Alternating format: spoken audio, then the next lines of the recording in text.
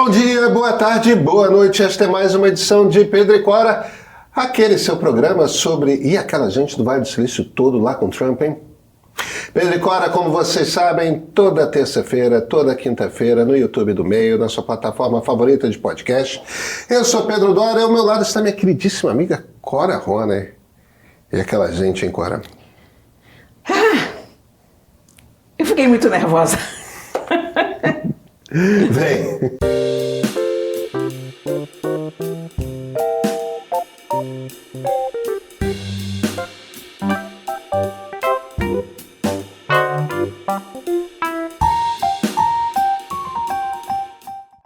Cora Rony, hein? E aquelas cabeças todas que a gente conhece lá na inauguration de Donald Trump, hein? E eu vou te dizer o seguinte, que eu prestei mais atenção nas que não estavam. Por exemplo, não estava Bill Gates. Não estava Satya Nadella, que é o CEO da Microsoft. E não estava Michelle Obama. Então, ainda resta esperança. Você sabe que tem algumas contas de pessoas que são intérpretes de leitura labial, né? Que ficam... Instagram, TikTok, tem várias contas dessas. Em geral, pessoas que trabalham com surdos, etc. E alguém me passou o link de um vídeo de uma dessas moças. E tem um momento que o Obama chega e cumprimenta George W. Bush. E o comentário dele para o Bush é: tem como a gente desfazer isso aqui? Genial. E deve ser verdade. É muito Obama. E ele, incrivelmente, ele se dá muito bem com o George W. Bush, né? Mas o George W. Bush, a despeito de ser um criminoso de guerra e de ter matado milhões de pessoas, parece que é uma criatura afável. Ele é um cara simpático. Ele é um cara simpático. Lembra que o Lula também se dava bem com ele. O Lula se dava muito bem com ele. Então, nem sempre os piores presidentes são as piores pessoas. E a gente tem de comparar com Donald Trump, né? Olha, eu vou te contar uma coisa que está na minha coluna que sai hoje no Globo. E eu comecei a segunda-feira completamente tensa. Porque, Trump se elegeu, você entra em denial, né? Tá bom, mas no dia da posse, você não tem como negar nada, tá aqui. Nós vamos ter 4 anos de Donald Trump. Nós vamos ter 4 anos de um Donald Trump mais empoderado, com menos freios, com uma sociedade mais amortecida, digamos, ou anestesiada diante do desastre. E ele tem uma coisa de Chuck, o brinquedo assassino, porque o Chuck é aquela coisa, como é um brinquedo, você não leva muito a sério, então o Trump também vai fazendo essas nuvens de fumaça, né? Então ele vai mudar o nome do Monte Denali para Mount Kinley McKinley, depois ele vai mudar o Golfo do México. Essas coisas não têm a menor importância. Não. São completamente irrelevantes. Mas são muito faladas. Então, você começa a achar que uma pessoa que fala isso não é uma pessoa a se levar a sério. Mas estão ali as coisas que são absurdamente sérias. Eu acho que, para mim, a mais grave é sair da Organização Mundial da Saúde. O resto, eu acho que mais ou menos não é tão grave, mas a Organização Mundial da Saúde é um... Não, tem a saída do Acordo de Paris, tem... A saída do Acordo de Paris, eu acho péssimo, mas eu não acho tão complicado quanto a Organização Mundial da Saúde, porque nós acabamos de sair de uma pandemia, nós estamos às vésperas de uma pandemia. Aliás, isso é uma coisa que a gente vai poder dizer daqui para frente o tempo todo, estamos às vésperas de uma pandemia, e você tem um dos maiores países do mundo à margem disso. Quer dizer, tem outros países que estão, por exemplo, Iêmen, por exemplo, Líbia. Mas país desse tipo, o que você vai fazer? Mas enfim, então estava lá eu, Ainda nem sabia disso, né? Essas aquelas coisas que a gente já sabe porque já são comentadas, mas a Organização Mundial da Saúde não tinha sido comentado. E então eu tensa. E não é, olha, eu vou dizer isso pela enésima vez, não estou tensa porque ele é de direita ou porque eu sou comunista e me escondo embaixo da cama para comer as criancinhas. Não é nada disso, é uma questão civilizatória, é uma questão de recuo em coisas que a humanidade demorou muito tempo para conquistar. O Acordo de Paris é uma delas.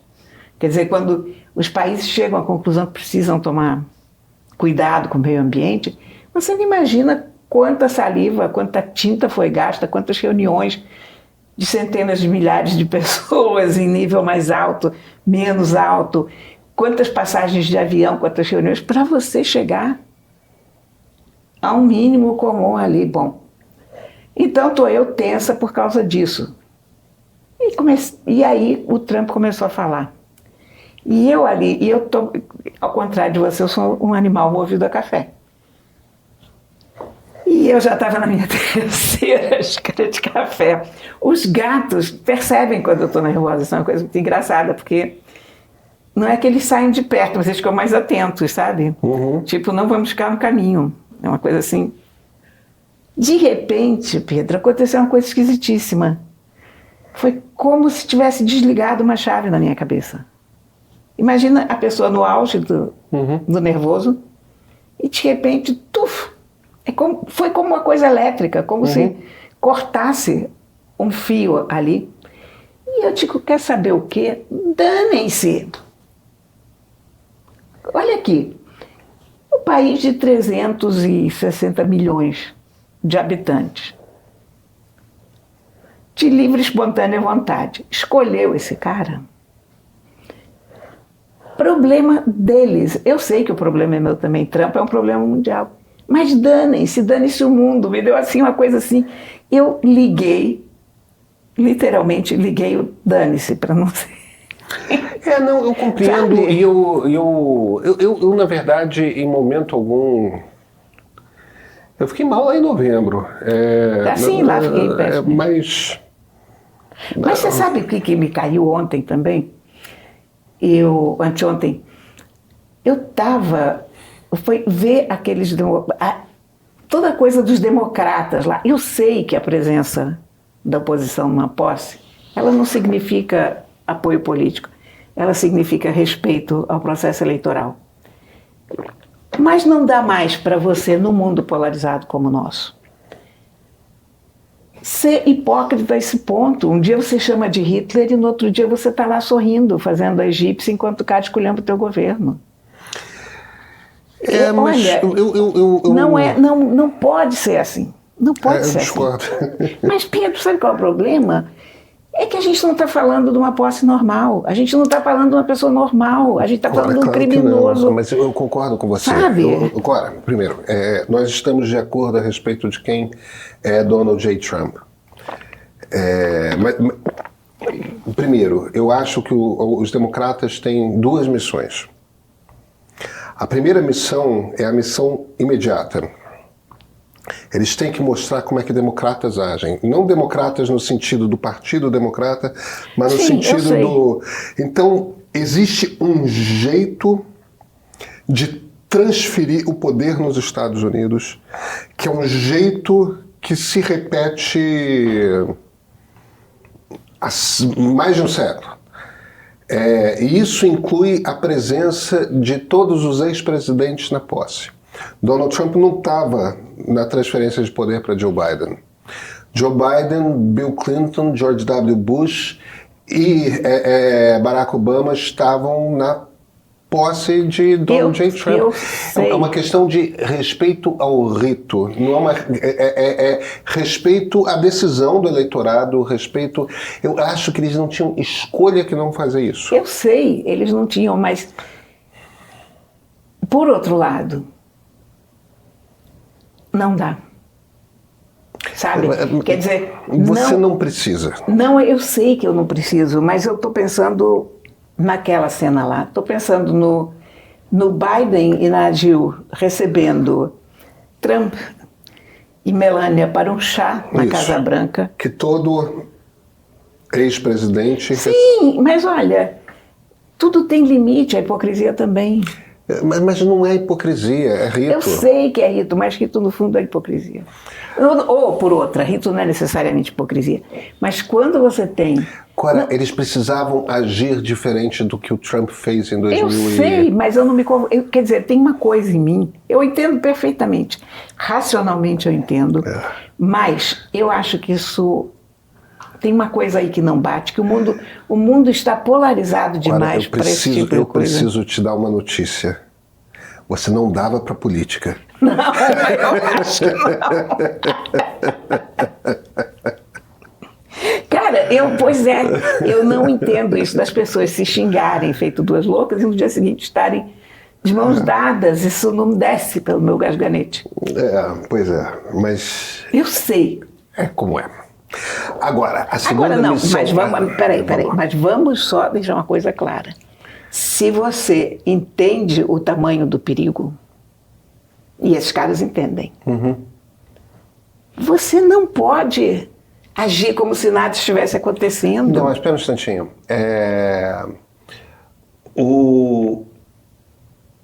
Uma coisa é uma coisa, outra coisa é outra coisa. Uma coisa é o rito. Tem a posse... Você dá posse ao presidente. A gente ainda tem que falar dos líderes do Vale do Silício. Pois é, a gente está se deixando levar por essa empolgação. Uma coisa é a posse, o rito, você faz lá. Outra coisa é a ação política. E essa eu acho que é a segunda missão dos democratas. Porque o problema que os democratas têm agora é o seguinte... Você tem eleições de meio de mandato daqui a 2 anos, tá certo? Tem uma coisa que a maior parte das pessoas não compreende a respeito dos Estados Unidos, é o seguinte: o mandato de um deputado federal é de 2 anos nos Estados Unidos. Então, na metade do mandato do presidente da República, tem uma renovação completa da Câmara dos Deputados. E nesse processo de renovação é o momento em que a sociedade tem... o direito de escolher botar uma Câmara que vai atrapalhar o presidente ou botar uma Câmara que vai ajudar o presidente. Então, me parece que o que os democratas estão olhando? Eles acham aquilo que eu e você achamos a respeito de Donald J. Trump, que ele é uma ameaça à democracia, que ele é um risco, tudo mais. Mas o problema é que os eleitores americanos chegaram à conclusão de que não só queriam botá-lo como presidente dos Estados Unidos, como queriam dar para ele maioria na Câmara e no Senado. Ele tem 2 anos livre aí. Os democratas vão poder fazer discurso na Câmara e no Senado, mas eles vão ter pouco poder para bloquear as ações do Trump, até porque também tem uma Suprema Corte favorável ao presidente, né?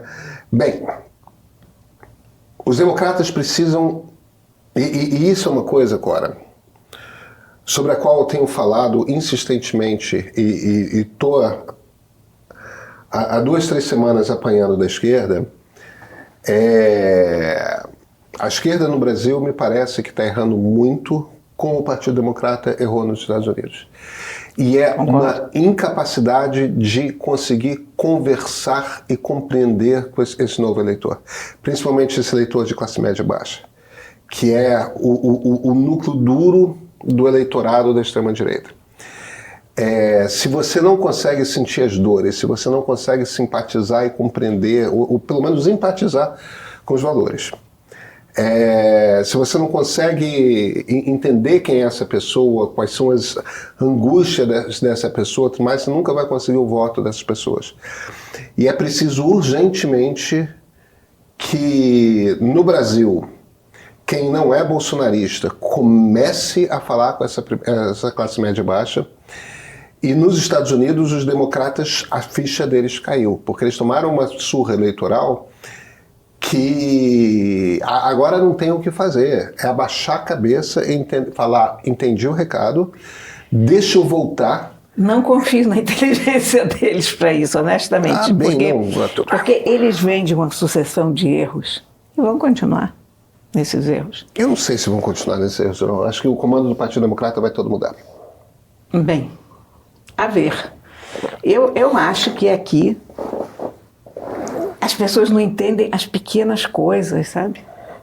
São os pequenos detalhes, de entender como certas coisas podem ser ofensivas e agressivas, como certas atitudes podem gerar uma oposição ferrenha, sabe? Um ódio, um ressentimento.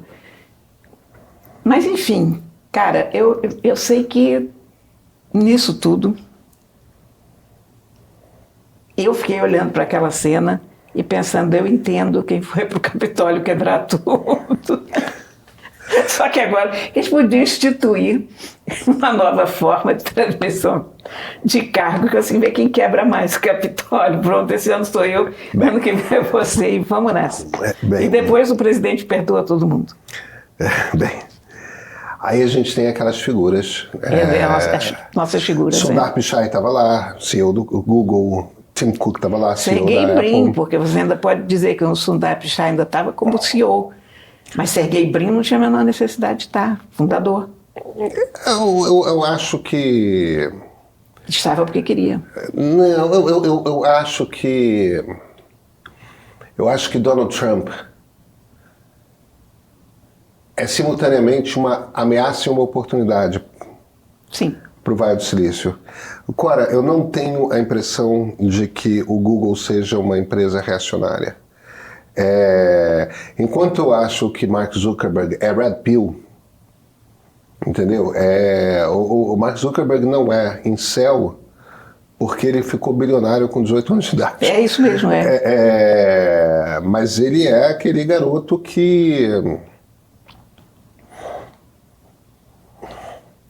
Bem, o Trump já anunciou essa joint venture com OpenAI, com Oracle, mas Larry Ellison não estava lá.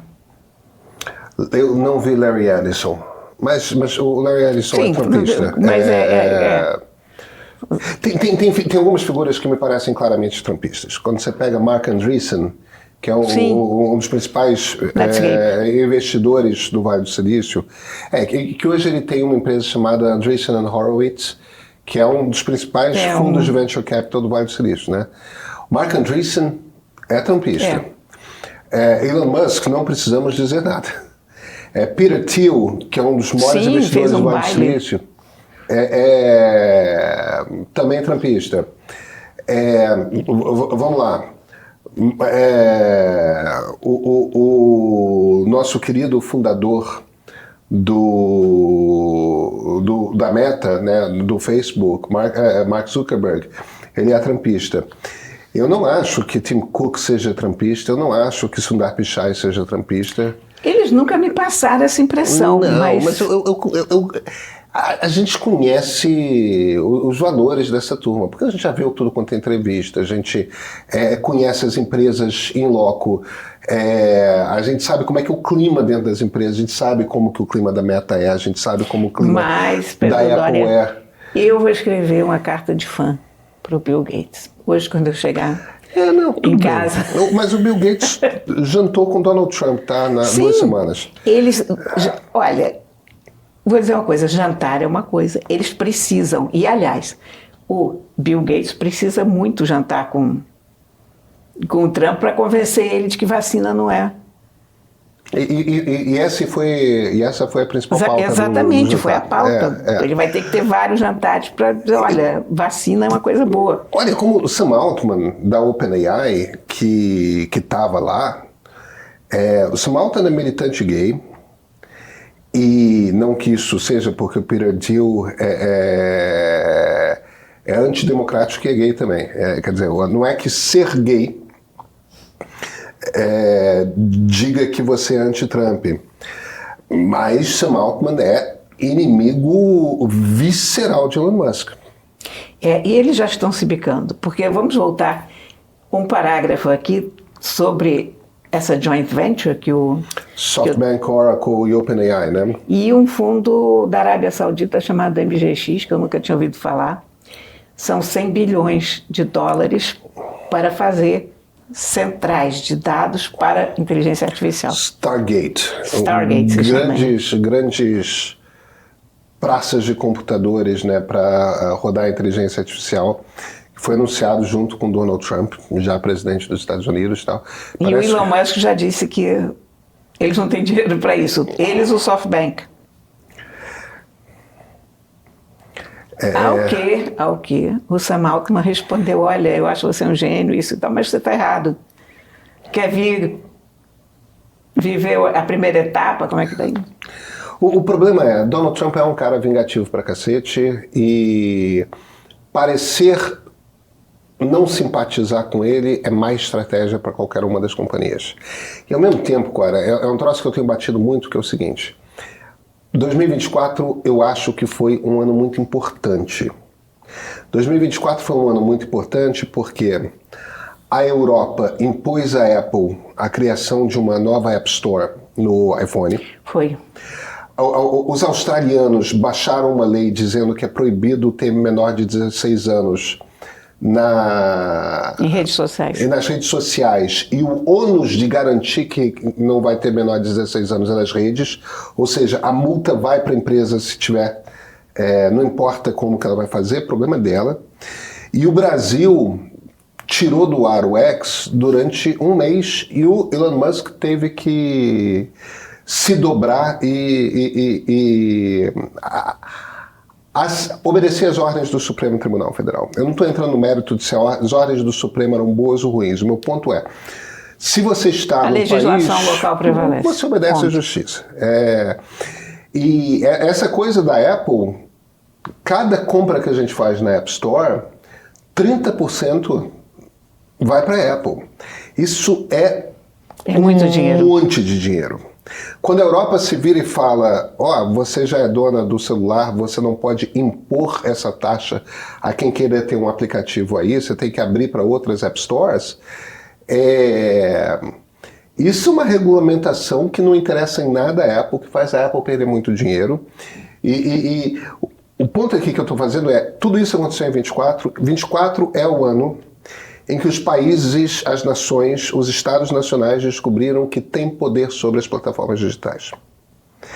Então, essa coisa, esse debate que a gente está, pode regular, não pode, as plataformas são mais poderosas que os países, não são.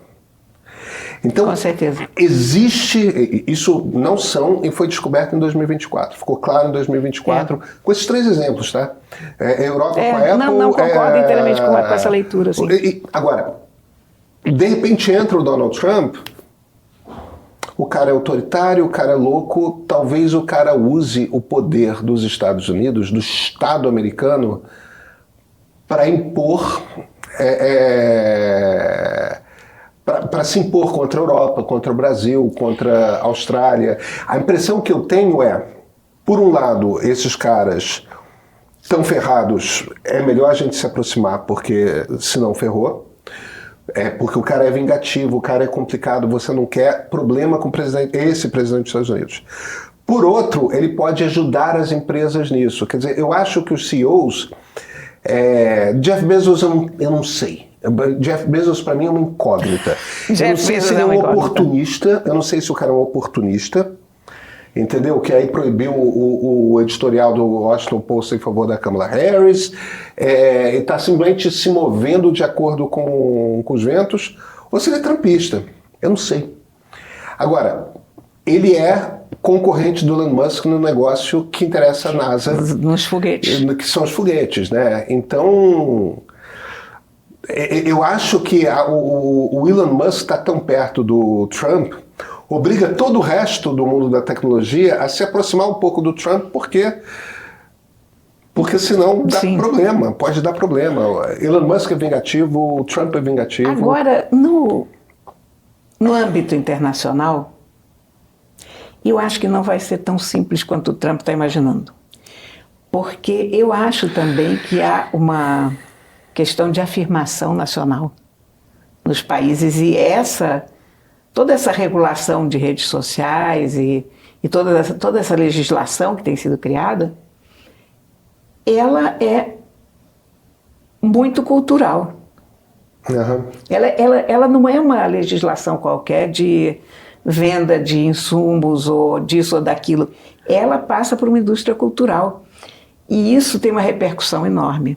E você tem uma coisa de soberania nacional que vai embutida nisso, que não é exatamente uma coisa de commodity, né? Eu também não acho que o Trump vai ter poder de dobrar os estados nacionais, não.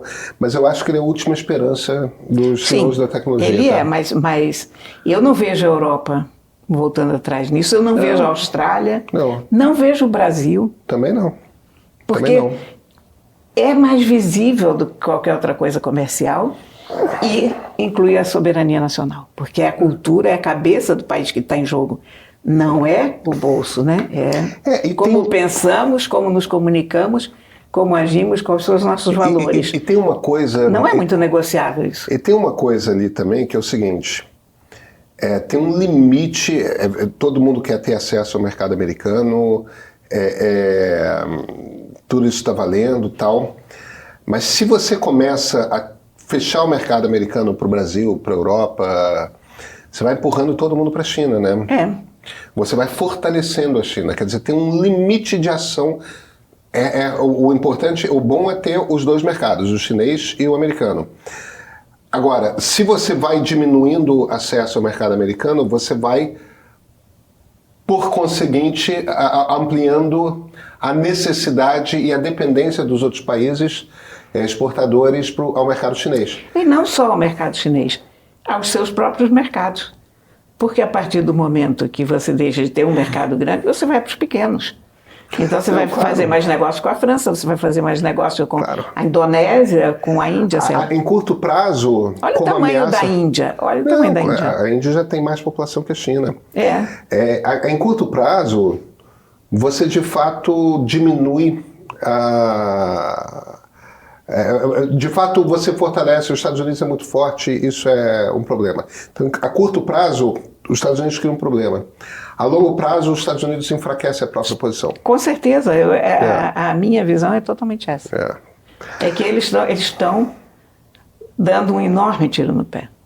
Então, porque, quer queira, quer não, o mundo é globalizado.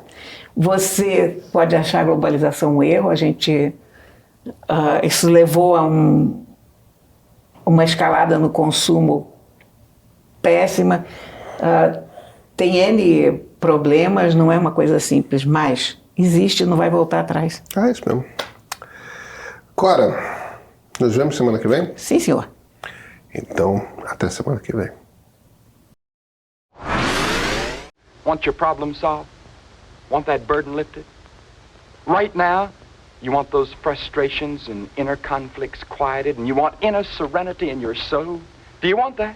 You really do? All right, you can. Right now, if you let Christ come into your heart. Esse aí é o Billy Graham, o homem que ajudou a ampliar o número de evangélicos, olha, no mundo todo. Ele esteve no Brasil em 1974, foi recebido com honras de estadista pela ditadura militar e pregou num estádio do Maracanã lotado de fiéis. Sua missão era fazer crescer a igreja evangélica por aqui, como fez na Europa, África e Ásia. Graças aos evangélicos, o cristianismo é a religião que mais cresce no mundo hoje. Cresce tanto que consegue eleger presidentes como Trump, Bolsonaro. Evangélicos da Fé ao Poder é um documentário em 3 episódios que conta a história dessa denominação cristã, do seu início nos Estados Unidos, a sua explosão social e política em aliança com a extrema-direita mundial. Ele é essencial para quem quer entender esse grupo religioso e como ele pode afetar os rumos da humanidade. Já está disponível no aplicativo do Meio Premium. Assista.